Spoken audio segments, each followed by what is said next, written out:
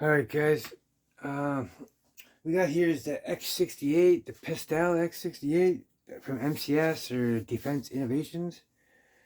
Um, Also, we have an ADN Paintball drum mag. It's a 25 round drum mag, and this specific one I have here is for the to burn a TCR or the Tippmann TCR.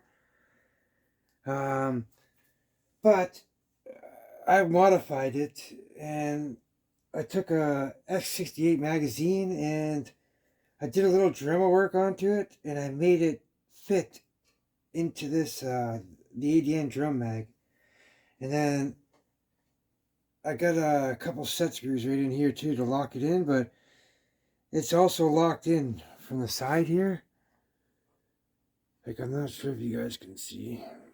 I took a little extra off the side here. I didn't really need to, but I'm gonna redo another mag and just clean it up. I'm gonna bring it down to flush. So I just really got a lot of material out of the way just so I could see what I was doing.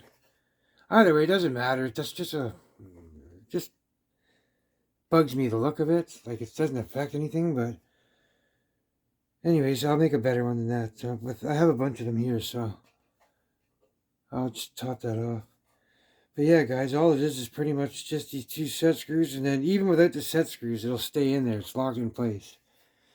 Let me see if I can. Not sure if I can show you guys this. Like, if you can see the little grooves, there's like little groove slots that go in there. I had to shave off the sides of the magazine so I can fit in there, and I had to cut down the thickness of it so I can fit in between those slots there. There's one slot up there, one slot there. And then basically it just, here, let me show you how it works here. Just pull this up a little. What is this? I can't even see what that says. The size of this Allen key. Yeah, just undo these two set screws here. Yeah, and they've even modified the tip here. I used a magazine, the same follower from the stock magazine of the X68, because the other one's really small and magnetic, and because you have to cut the knob off on here on the magazine, you have to delete that. That way this will go all the way down and in here, and then it'll go around. And but with this one here, the stock one with the magnetic one that it's in the ADN paintball one, it comes all the way up, and then on your last shot, it comes all the way up to the top of the barrel. So if you shoot another shot, I don't know what will happen. It's all magnets, like neodymium magnets stacked on top of each other. I don't have it handy here. I got to put away. But anyone who knows what they are knows what I mean. It goes all the way up. So this one here, when it's done the last shot, it sticks up a little bit, but the air can still pass over top of it because it's flat and not rounded. And then I've also went and drilled a bunch of holes through it too. It's a very solid piece of plastic. So just in case though, when you go empty, because I had to cut the locking device like a detent. You know, the thing where you pull down with? Well, that stops it from going up any further. So yeah, so I had to remove that, and here, I'll show you right now. Let me get this out. There. So, and I added a stipper spring. There's another spring in there. I used ADN stock, one of their stock springs. He had to set up for me to shoot heavies. So we got some heavy springs in there. So yeah, here's the follower from this is the stock follower that you're used to in your X68 magazine. So yeah, when it comes up to the barrel, the top of the barrel, the ADN one comes all the way up because I don't have a detent to stop it. So on your last shot, it's going on. This one's going up to about that high. So if you pull the trigger and shoot again, dry fire, all the air is going over top. Plus, I cut these access holes just so nothing happens and it doesn't blow this piece apart. So, yeah, and then we got the other spring in here, and then Scott Allen, the creator of this, he makes these, I don't know what these are, some like a Delrin plastic ring maybe or something. It's a very slippery type plastic that these springs butt up against each other. And then, yeah, see, like, you have to cut that knob off. Otherwise, it won't go down past here. So, you need it to go all the way down here when you're loading your balls and spin. And even the shape of it, it's perfect. It doesn't get jammed up in here. It slides nice all the way around. So, yeah, then there's that part. And then once I got these screws, I got these little set screws out. So yeah, there, I can pull this out. Ooh, that's trying to come out. There's that washer. But yeah, see guys, there's it's got those slots right here. Right there, it's got them slots. So I had to cut the magazine into like a T-bar. See how it takes like a T-head?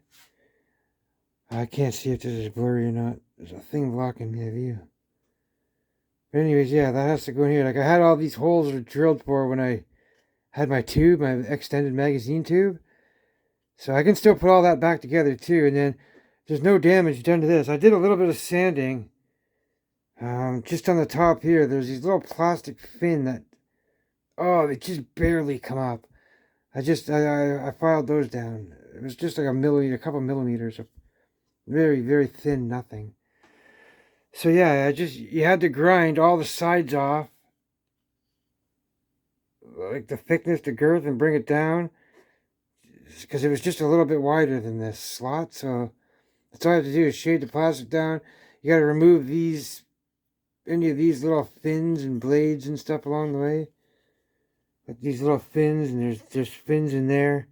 You got to get rid of those, and then yeah, that's pretty much it. This will go right in.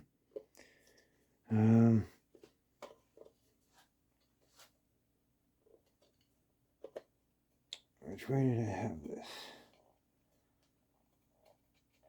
Okay, there we go.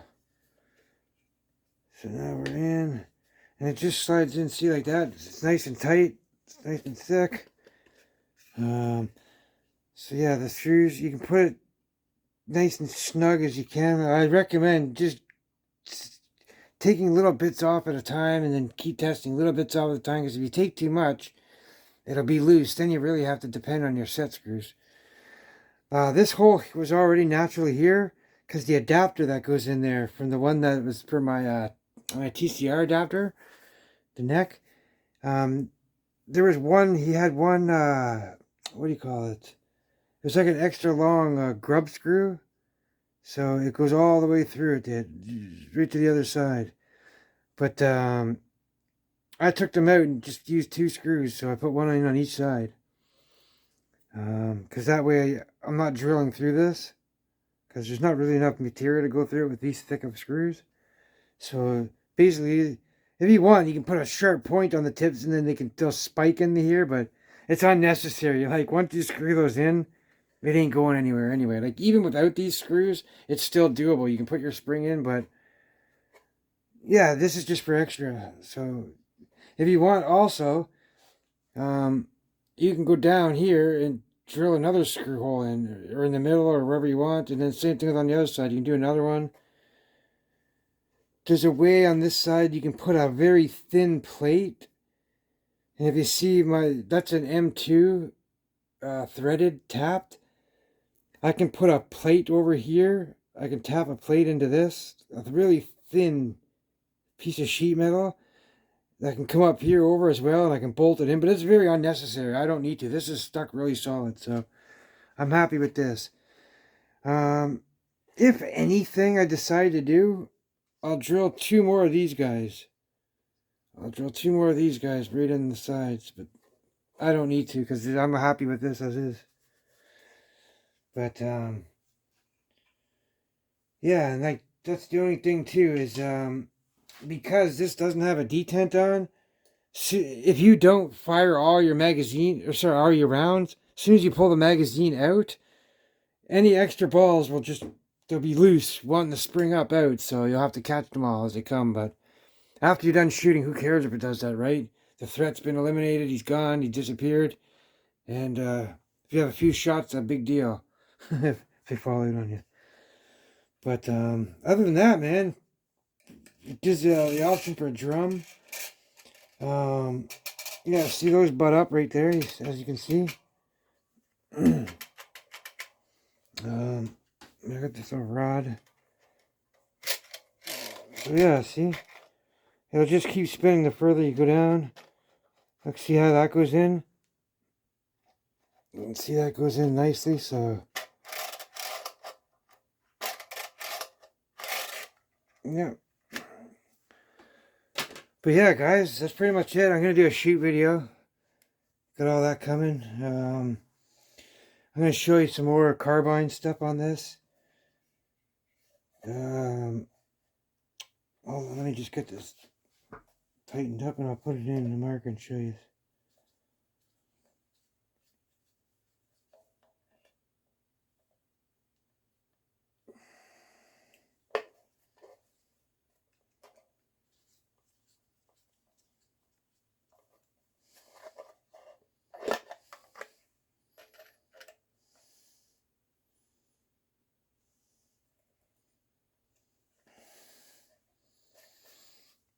Yeah, so just put it up in. Just like, oh shit, one more thing I had to do is, if you guys can see right there, that little edge where my thumb is, I just had to remove that. Just all the way around this side. Right through there, guys. That's it. It just needed to come up a couple extra millimeters because of, you had to bury it down here. So you just need to make a little bit of difference for it to click up in. So, other than that, that's pretty much it. Very minimal material you guys have to take off to make this fit. If you guys got one. But, yeah, and then you can put all whatever your favorite stuff on. I got 3 barrels here. There's the stock one. These guys get as high as 64 joules. I think it was this guy here. We have a video of it. I shooting the Grimberg joules. Yeah, so you can use this, say. And look, too, guys. See, it's nice and thin. This thing's not in the way whatsoever. Like, that's a 38 gram, so that's a big one. So I mostly use the 25 grammers. Here, I'll take that out. And then, yeah, so here's a 38 gram. There's a 25 gram. And then the 20s get even smaller. This 25 gram will be enough to shoot around 21, 22 shots. Max. So yeah, I just screw one of these guys in.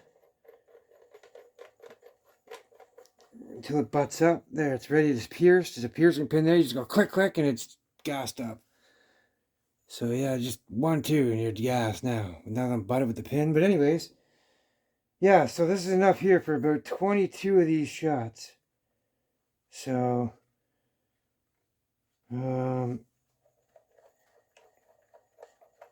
at least 38 grams, they're pretty expensive, so,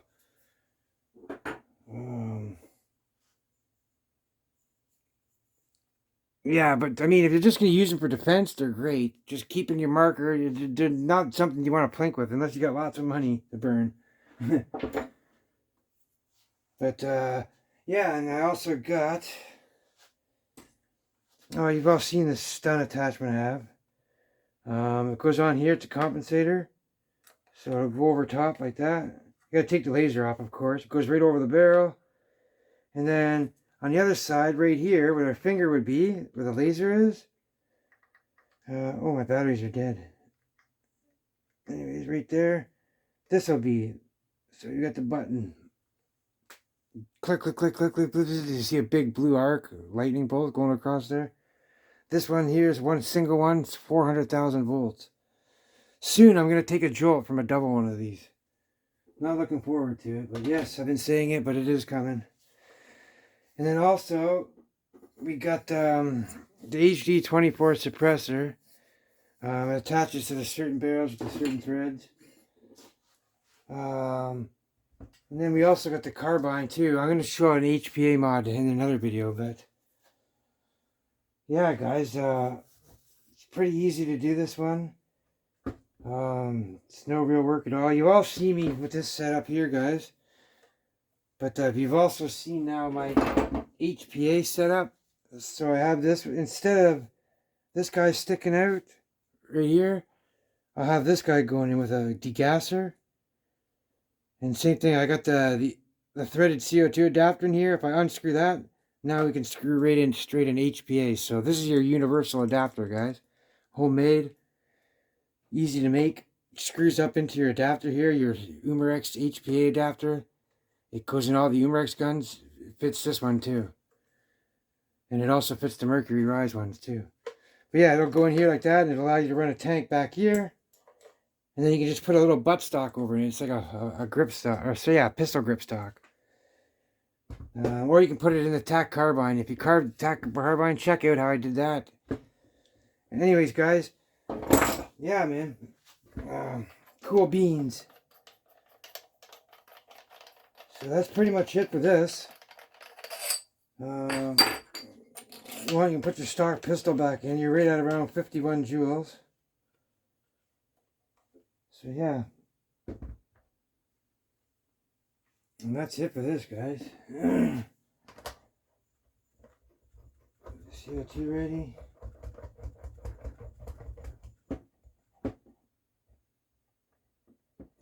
Next I'll have an attack. I'm gonna show you guys the shooting videos coming. Alright, y'all stay safe. Take care, guys, as always.